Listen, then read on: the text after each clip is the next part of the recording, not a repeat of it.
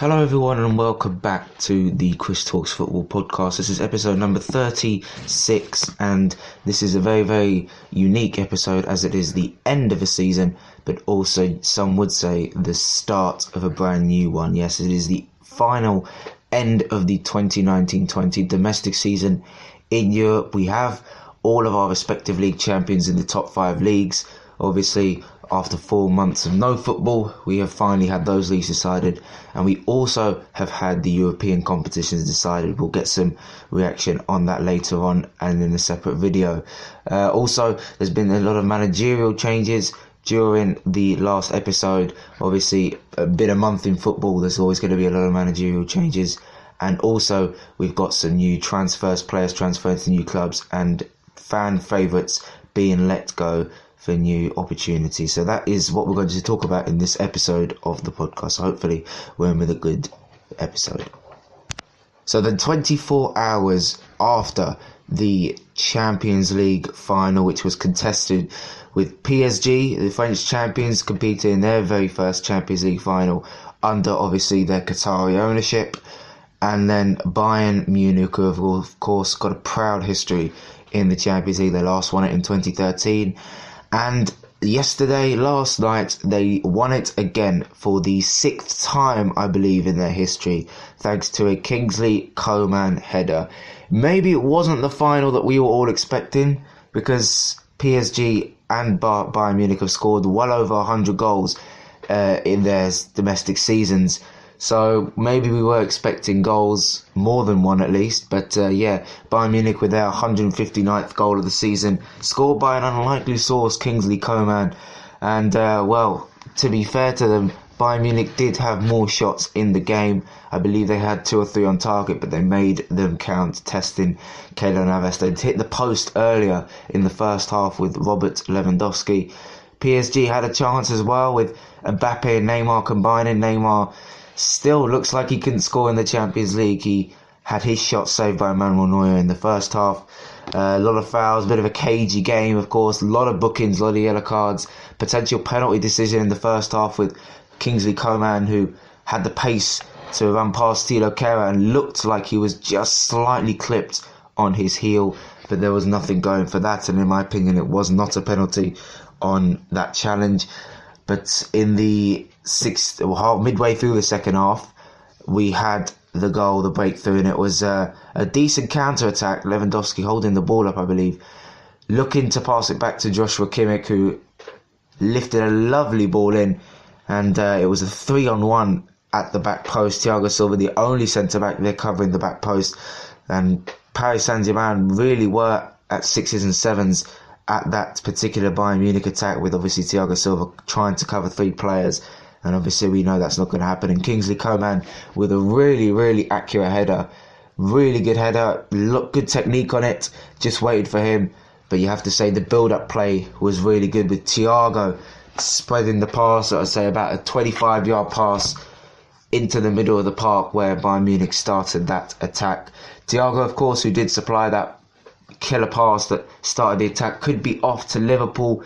He could play his final game. And speaking of Thiago Silva, that was his final game. So he bows out of Paris Saint-Germain, having never won a European trophy with the French champions. So, of course, Thiago Silva's been a defensive great for many years. Of course, 35 years old. Will he retire? Will he go back to his homeland in Brazil? Maybe play a few games for a club there? But who knows? But for Thiago, he's 29 years old. He looks like he might have been played his final game for Bayern Munich. There are a lot of reports linking him to Liverpool. Do I think that's going to happen? It could, but obviously we're going to have to see the reports in the media and how the transfer embargo goes, of course, because of course I don't have any say in these transfers. We'll talk about transfers a lot as well, but Bayern Munich have been the best team in Europe this season, without a doubt. I mean, when Hansi Flick took over, I believe they were 4th in the league and they just lost 5-1 to Eintracht Frankfurt. Yes, of course, Lewandowski made a good start to the Bundesliga season, but 4th in the league, and by Bayern Munich standards, that's not enough. 4th in the league. And then he's come in there, 30 matches I believe he's played, and he has not lost a single one of them. It's incredible. He's only drawn, I believe, 2 games in his 30. It's incredible what Hansi Flick has done, and you gotta tip your hat off to him, because I don't believe he had any managerial experiences. Of course, he's played for the club, so a little bit like when obviously Manchester United and Chelsea appointed their respective managers.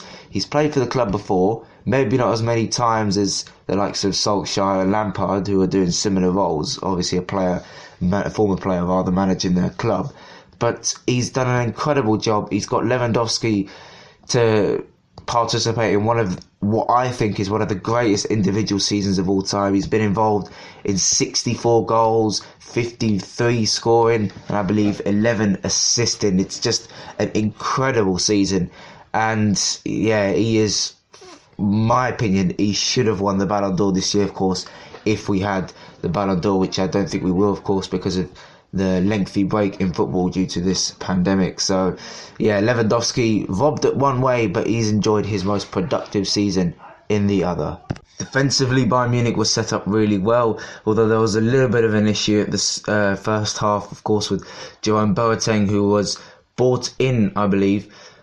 He had an injury, so he had to be replaced by Nicolas Soule. But all in all, Bayern Munich defended well with the chances that PSG had, especially Mbappe and Neymar in the first half, at the end of the first half. But yeah, they were relatively kept quiet in the final. We didn't really see the flashes of brilliance that we're used to in big games from Mbappe, because he didn't really have a lot of shots on target. The only one he had was in the first half, and one that he should have scored, really. If you look back on it, it was a good build-up play from a mistake, in fact, by Bayern Munich. But yeah, Mbappe really should be at least testing Manuel Neuer and not, hitting the ball straight at him. But yeah, that is one European final done. Bayern Munich, best team in Europe, without a doubt, and it will only get stronger when Leroy Sané joins the club. They've got some good young talent coming through in Joshua Zirkzee, and of course, their recruit from Canada, the left-back, Alphonso Davies, who arguably is one of the best left-backs in world football. £7 million he cost from Vancouver Whitecaps. In essence, that whole Bayern Munich starting 11 that was on the pitch cost less than what PSG paid for Neymar and what Barcelona paid for Ousmane Dembele. That just shows you the shrewd business and the recruitment that Bayern Munich have. And remember, their striker came with a free transfer. Absolutely incredible. Leroy Sané as well, getting in for £44.7 million, where arguably he's worth almost double that. You have to tip your hat off to the Bayern Munich negotiators for transfers, because they've done a pretty incredible job. But now talking about the other European competition, and the one that had the more goals, the Europa League final on Friday was contested by Inter Milan, contesting their first European final and their first final since 2011, looking to win their first trophy in 9 years. And Sevilla, who are the kings of the Europa League, they've won it six times over their last 14 years, and they did it again, meaning they've won the Europa League 4 times in the last 7 years. It's just, this competition is like home for Sevilla. They've done really well, especially with the run that they've had. They've had Roma, they've had Wolves, they've had Manchester United in the run up to the final, and they scored. Although it wasn't the greatest of starts, they conceded a penalty early on. Diego Carlos fouled Lukaku outside and inside the box, and should he have been sent off for it? Well, if you look closely at the actual foul, he's pulling him and he makes contact with him outside and inside the box. So in my opinion, that should be a red card. He was the last man as well, as Lukaku was the only Inter Milan striker on. He had the responsibility of taking the penalty, which he converted, and that was his 34th goal in all competitions, and he in turn levelled the great R9 Ronaldo, the phenomenon, for his debut season at Inter Milan, scoring 34 goals. It's been a brilliant season, regardless for Romelu Lukaku. He's been absolutely brilliant. And to be fair, Conte, who did hint at an exit of Inter Milan, obviously after the Champions League final defeat by 3-2, I think he's still done a really good job to take them not only to the Champions League, but Inter Milan were the closest challenger to Juventus for about 85% of the season. Just this last part where, they haven't delivered. But yeah, I think And to be fair, Sevilla did really answer back, and Luke de Jong, the Newcastle United flop who only played 12 games for them, who is a proven goal scorer, we've seen that in the Eredivisie years ago, he scored 2 goals, one from a really, really well worked passage of play, and Jesus Navas crossing it in, Luke de Jong just getting away from Diego Godin there and planting his header. Handanovic, even though he got a hand to it, could not stop it.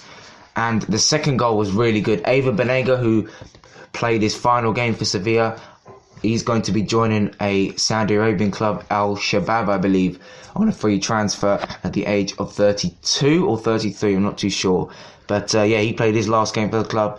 Still one of the best number 10s in Europa League history, I think, in the past couple of years, because he's been influential to each and every single Sevilla triumph in the last half decade. So fair play to him. He'll be missed in the Sevilla boardroom. But yeah, his free kick, and Luke de Jong, who peeled away unmarked at the back post, planted a lovely header, probably a better header than Kingsley Coman's, but a lovely header with a little bit of curl on it, past Samir Handanovic to make it 2-1.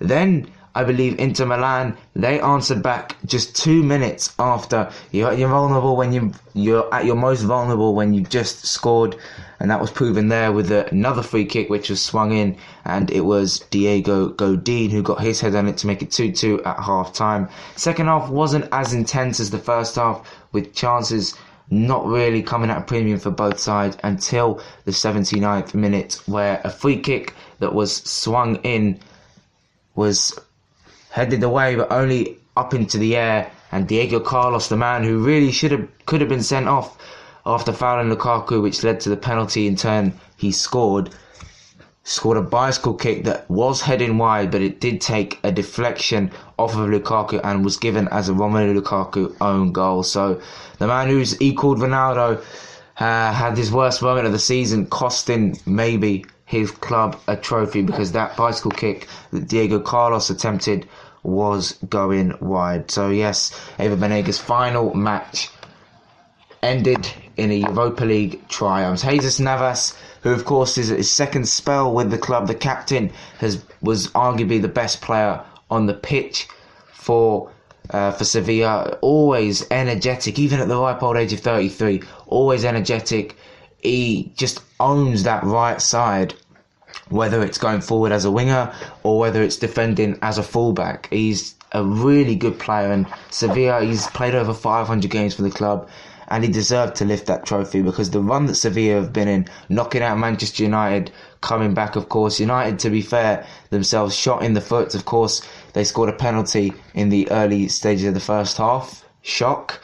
And Sevilla came back. They just show that willingness, that desire never to give up. And fair play to their manager, Julian Lopetegui, who, of course, you may remember, was sacked before the 2018 World Cup, as it was announced he was heading to Real Madrid. Had a horror show at Real Madrid, taking them to 6th in the league. He was then sacked after losing 5-1 to Barcelona in the 18-19 season. He's come back and he's resurrected his career at Sevilla. So fair play to him. And yeah, was almost the same with Conte, of course, leaving Chelsea after a poor season, and of course almost resurrecting his career after winning the Europa League potentially, but of course it's not to be. And I think Inter Milan will be back. That means Sevilla will be in the Champions League next season. They already qualified for it by finishing 4th. Inter Milan will be in the Champions League next season. I really want Inter Milan to do well, because it's a big club. It's the second biggest club in Italian football, in my opinion, and they deserve to have a deep run in the Champions League. Conte is a good manager. We saw that with the way he's managed Italy, and of course he's won a title with Chelsea. So he is a really good manager, and I do stick by him. But speaking of Inter Milan, we're going to now dip into the transfers. Alexis Sanchez, who has impressed somewhat in Milan. He has signed on a permanent deal, which would be good news for the Manchester United boardroom, as he was apparently on wages of almost £500,000, despite doing absolutely jack at Old Trafford. So he's gone to Inter Milan. He's now turned, I believe, 31. So it's a half decent signing for him. Of course, joins the other 2 Premier League former players in Victor Moses and, of course, Lukaku, who's one of the top strikers in Italian football right now. But yeah, we're going to speak now of the transfers, and of course, while we're speaking with Sanchez, another move that's involved in an Italian club. Napoli have signed £70 million Nigerian young Lille forward Victor Osimhen, who's got a lot of potential. He's 21 years old. He's got pace. He's a very accurate shooter. He can dribble the ball as well. Probably one of the closest reincarnations to JJ Okocha, but he's a forward. So, of course, Okocha was a midfielder in his day. But a good signing, I think, for Osimhen to replace the aging Dries Mertens. I believe Dries Mertens is 33 years old. And, of course, Napoli do need a striker. They've not really got too many to offer. They've got the likes of Callahan and Simone Verdi, who are naturally wingers. So I think it's a good signing for Napoli. Staying in Europe, we've got a free transfer to Benfica. Jan Vertonghen, who's been at Spurs for, I believe, 7 years, finally has called his time at the club. 33 years old. He's off to Portugal to join Benfica on a free transfer. Benfica are also highly tipped to sign Edinson Cavani, who didn't play in the Champions League final. I think he wasn't in the squad as well. And yeah, he's highly tipped to join the Portuguese giants Benfica, who are a pretty decent club, of course, known for their young talent produced. And so I think the fact that they're going for two experienced players in Cavani and Vertonghen will strengthen. I believe they're in the Champions League spot next season. It'll help them go far in the Champions League, maybe reach the round of 16, get out of the group, because that's really the goal for Benfica. You know, they're not really the glory club in Portugal, because that's Porto right now. But I think if Cavani does go, it'll be a good signing. But also, we're staying in Europe as Liverpool, the Premier League champions, have signed a backup left-back in Konstantinos Tsimikas, the Greek left-back who's been compared to Andy Robertson as a result of his immaculate and accurate crossing. Very good in the Champions League with Olympiacos. 25 years old, he's been brought in as a backup, made his debut, I believe, a day or two ago against Stuttgart in a pre-season friendly, and impressed. So he only cost £11 million, which is a little bit like spare change under the couch for Liverpool, who, of course, as I said earlier on, is linked with Thiago Alcantara. And I think it's a decent signing for Tsimikas. We'll obviously see maybe not as much as him as, Robertson, but I think he'll prove to be a decent backup left back. Of course, you do need backups in this day and age, especially now because of the threat of injuries, because of course the players have had 4 months off of football. But yes, staying in the Premier League, Southampton have been involved in a swap deal. Pierre-Emile Højbjerg, who I don't believe has played a game for Southampton for a long time, he has forced a move to Spurs with Kyle Walker-Peters, who has impressed Ralph Hasenhüttl enough to sign him on a permanent deal. I believe that's £6 million. Højbjerg, well, he was a couple of years ago rated one of the best potential players out of the Bayern Munich academy, but of course he's now gone to Spurs. I believe he's still 24 years old, so he has time to become a decent squad player for Jose Mourinho's side as they prepare to challenge for the Europa League next season, a competition which Jose Mourinho has won in 2017 with Manchester United beating Ajax in the final. And speaking of Ajax, they've let go of an experienced fullback, Joel Veltman. The Dutchman is going to Brighton on a free transfer, I think, and it's a really good signing for them because Veltman, I believe, still has time on his side. A very experienced player. He's played in the Champions League and the Europa League, so I think he'll bring much experience to Brighton, especially, when they've got the likes of, I think Alzate is their only left back, and Lamptey, who they've nicked from Chelsea, a young player. I think he's played more at right back this season for Brighton. So a good signing in terms of squad depth, but also for experience, because Brighton, they know that they're going to be, I think, struggling next season. I think that Brighton, again, are going to be in the same position as they were this season in a relegation fight. They haven't really made too many signings, but Brighton also have made the signing of Adam Lallana from Liverpool on a free transfer, 31 years of age. He's been at Liverpool for 5-6 years, obviously one of Southampton's youth academy products. Pressed at Southampton, Liverpool gave him a try. He actually scored in the 1920 season. He scored against Manchester United in the first time that Liverpool actually dropped points from their 100% winning start. So again, he is kind of responsible for keeping the unbeaten start going at that point, but also not. But yeah, two pretty good signings for Brighton. But yeah, Liverpool's rivals, Manchester City, have been very active in the transfer market. Obviously selling Leroy Sané to Bayern Munich, but also spending £61 million for Nathan Ake at Bournemouth. They've signed him for £40 million. It's a decent signing, considering, of course, he was once a Chelsea player. And Ferran Torres, who is the replacement for Leroy Sané, a young player. He's impressed at Valencia, the club he's been signed from. He's 21 years old. I believe he has already won a few things at underage level for Spain, under 19s and under 21s. So that's a good signing for them.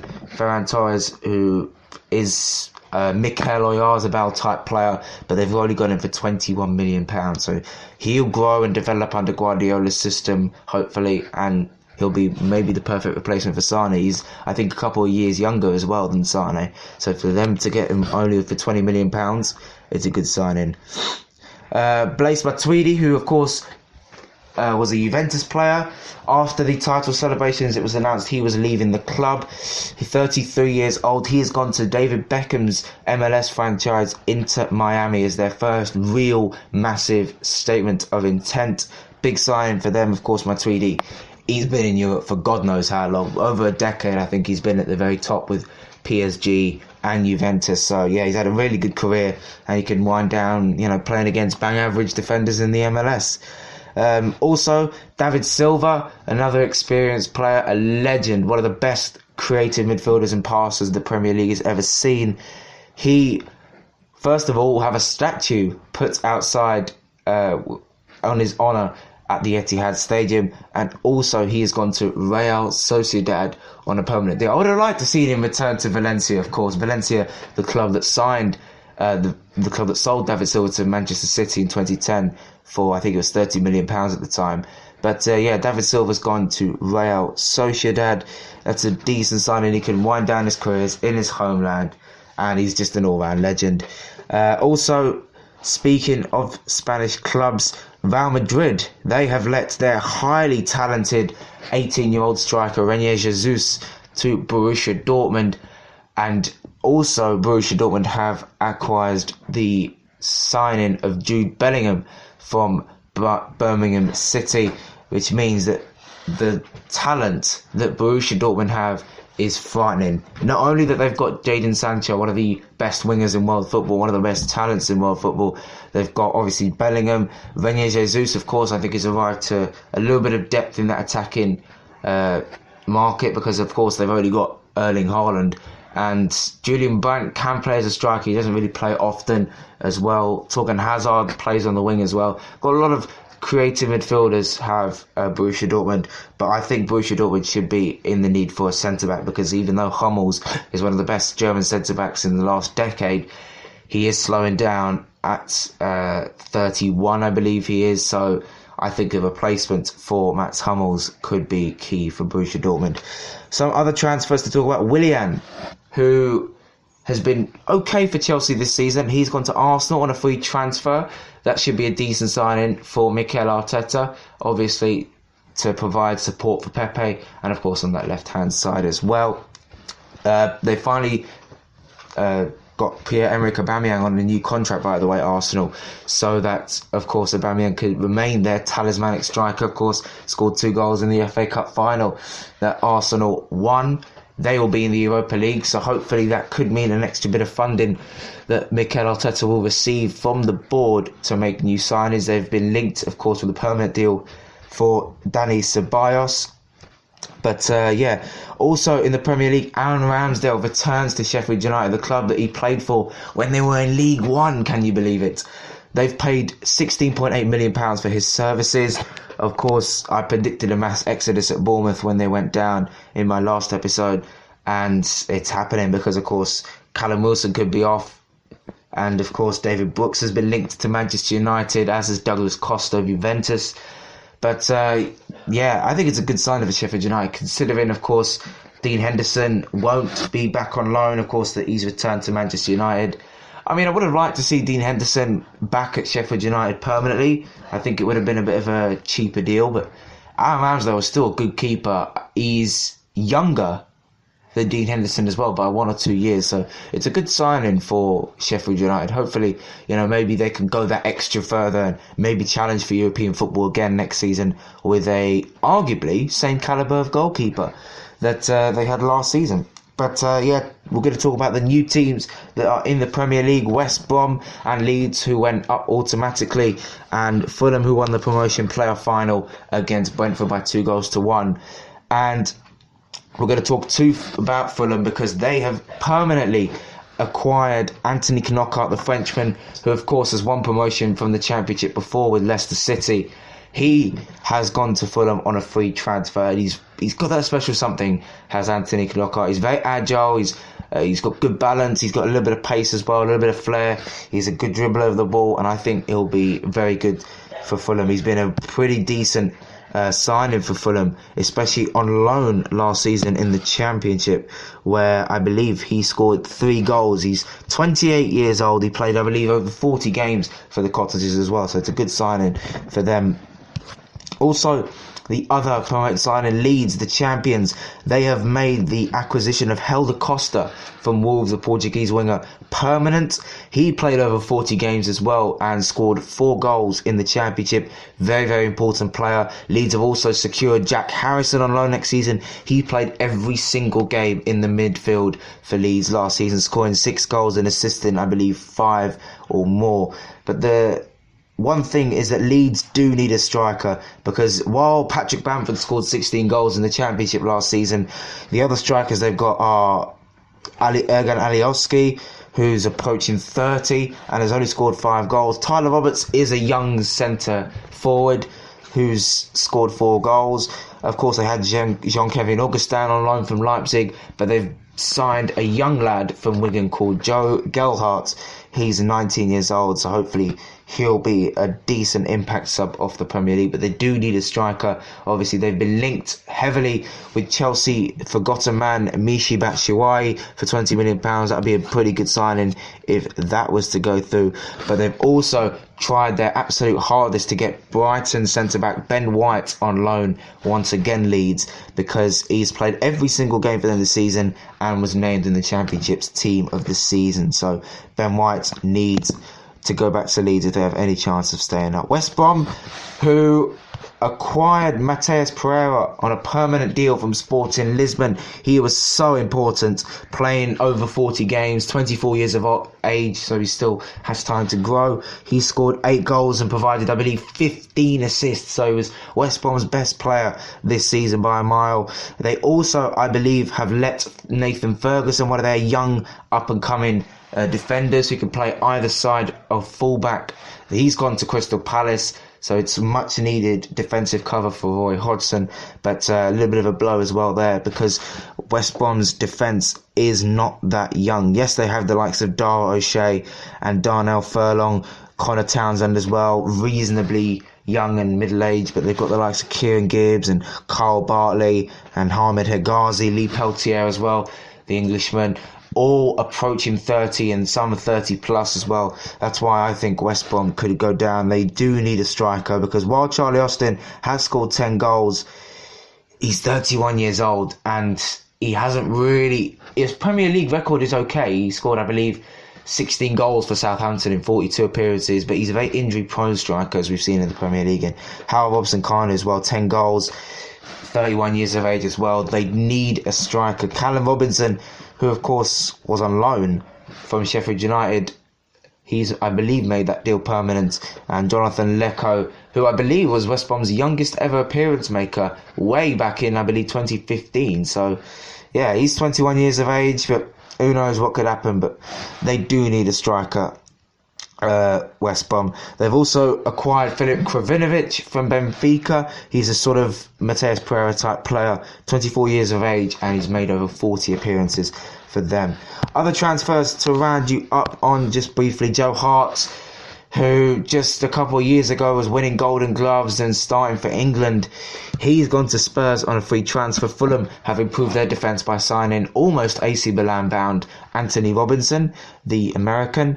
Jeremy Ngakia, the former West Ham player who played 5 games last season for the Hammers, he's gone to Watford on a free transfer. And speaking of West Ham strikers, Albion Ajeti, the Swiss-born striker, has gone to Celtic for free, already scored a Celtic goal, so that's a good start for him.